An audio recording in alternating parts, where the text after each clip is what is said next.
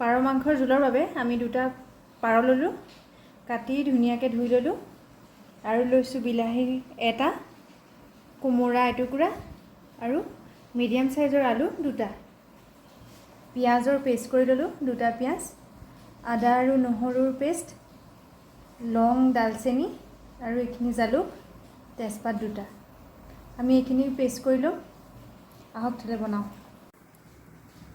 তেল গৰম হৈ গৈছে, তেজপাত দিছোঁ,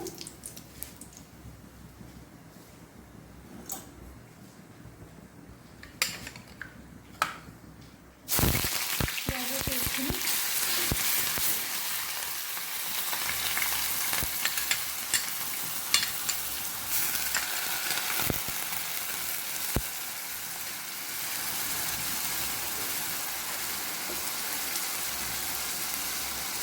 আদা নহৰু পেষ্ট,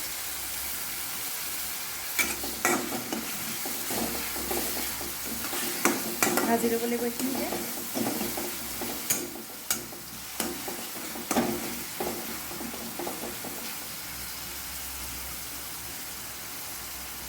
গেছটো কমাই ৰাখিছোঁ যাতে এইখিনি জ্বলি নাযায়।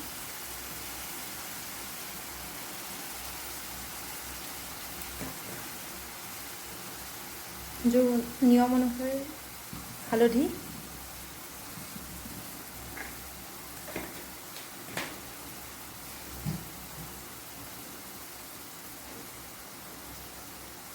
আৰু দিম আমি ইয়াত কাশ্মীৰী মিৰ্চ আৰু খুন্দি লোৱা লং, ডালচেনি আৰু জালুকৰ গুড়িখিনি।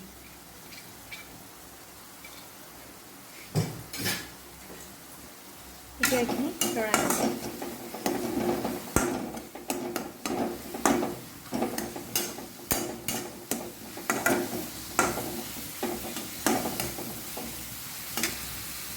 এতিয়া দিম বিলাহী,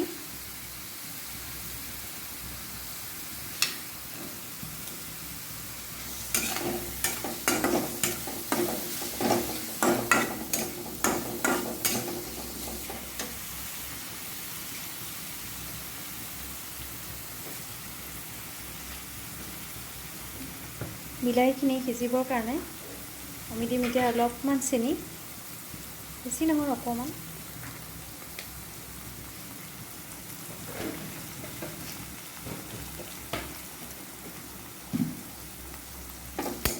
লৰাই লৈ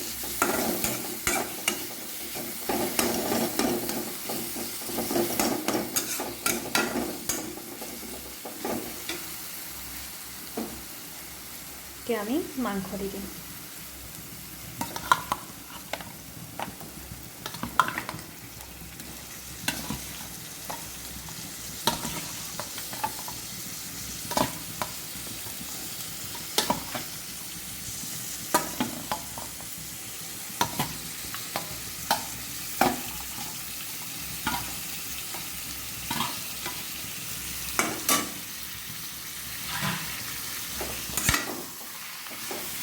এতিয়া মাংসখিনি ভাজিব লাগিব।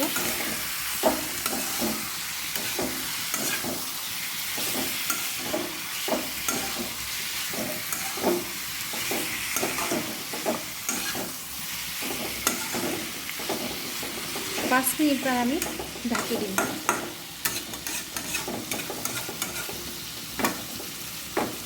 অলপ ভাজ খাবলৈ ঢাকি দিব লাগিব।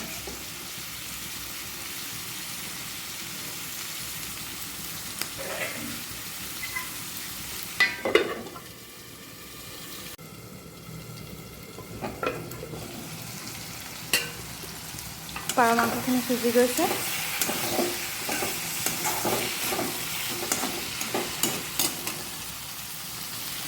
ধুনীয়া ৰংটো লাগিছে চুলাত। এতিয়া আমি দিম ইয়াত কাটি লোৱা আলুখিনি আৰু কোমোৰাখিনি।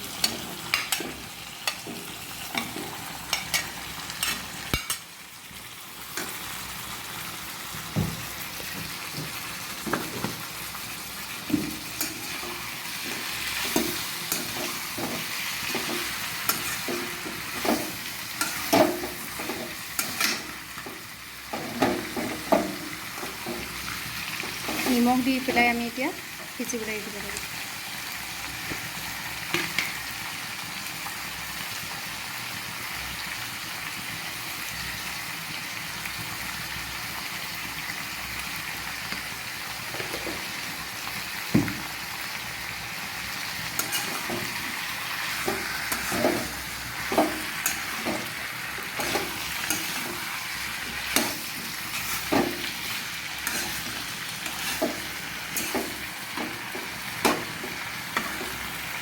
এইখিনি ঢাকি দিম।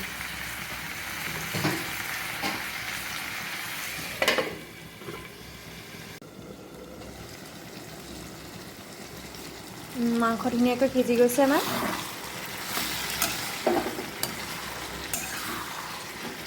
এতিয়া আমি ইয়াত গৰম কৰি থোৱা পানী দিম।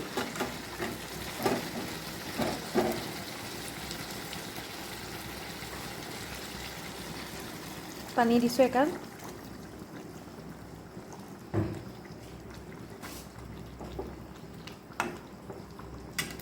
পাৰ মাংস অলপ জোল নহ'লে খাই ভাল নালাগে, সেইকাৰণে পানী উতলি ইমান ৰ'ব লাগিব, লাগিলে আৰু দিম।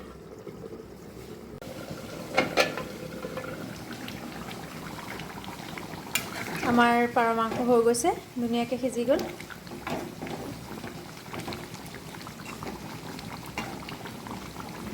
ক'লা ৰং এটা ওলাই গৈছে।